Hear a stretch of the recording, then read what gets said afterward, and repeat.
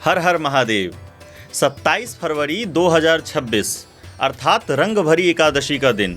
अगर आप इस रंग भरी एकादशी को सिर्फ होली से पहले की एक साधारण तिथि समझ रहे हैं तो हो सकता है आप इस साल का एक दुर्लभ आध्यात्मिक अवसर खो दें, क्योंकि यह सिर्फ एकादशी नहीं है, यह वह दिन है जब शिव और शक्ति का मिलन रंगों से मनाया जाता है। फाल्गुन शुक्ल एकादशी अर्थात रंग भरी एकादशी।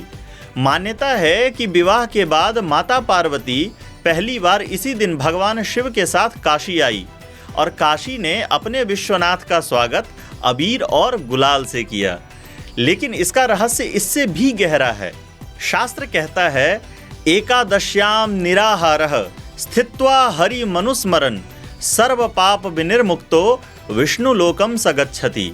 अर्थात जो व्यक्ति एकादशी के दिन संयम रखकर भगवान का स्मरण करता है वह पापों से मुक्त होकर उच्च लोक को प्राप्त होता है।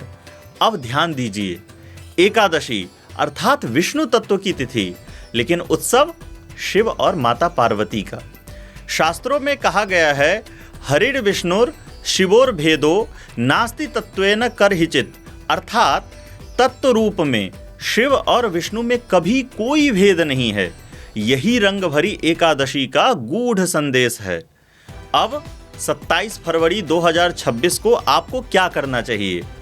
सबसे पहले सुबह ब्रह्म मुहूर्त में उठिए, स्नान के बाद पीले या सफ़ेद वस्त्र धारण करें, एकादशी का व्रत रखें, पूर्ण या फलाहार अपनी क्षमता के अनुसार रखें। कम से कम 108 बार ओम नमो भगवते वासुदेवाय नमः इसका जप करें। संध्या काल के समय ओम नमः शिवाय इसका जप करें। यदि संभव हो तो शिवलिंग पर जल, दूध और हल्का अबीर अवश्य अर्पित करें। यह सिर्फ रंग नहीं है, यह जीवन में आनंद और संतुलन का आवाहन है। अब रंग भरी एकादशी के दिन राशि अनुसार क्या करना चाहिए वो सुनिए।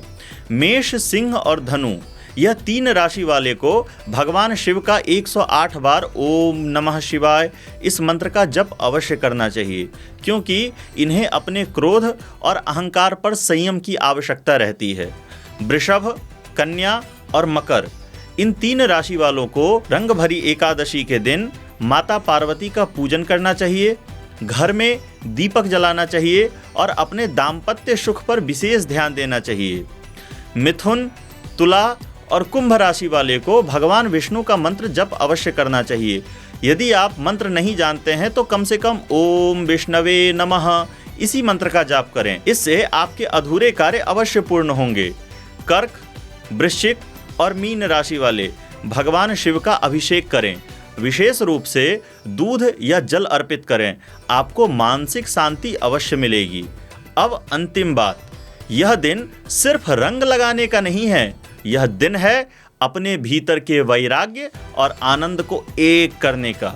27 फरवरी को आप सिर्फ फोटो पोस्ट करेंगे या सच में साधना करेंगे, यह आप पर निर्भर करता है। अगर आप इस बार सच्चे भाव से जुड़ेंगे तो कमेंट में लिखिए, मैं इस रंग भरी एकादशी को सच में जीऊंगा और ईश्वर की साधना करूंगा। डर से नहीं, जागरूकता से, सिर्फ परंपरा से नहीं, तत्व से भी जुड़िए। यही है ज्योतिर्वेदा की तरफ से रंग भरी एकादशी पर आप सबके लिए वास्तविक संदेश। हर हर महादेव। ओम शांति।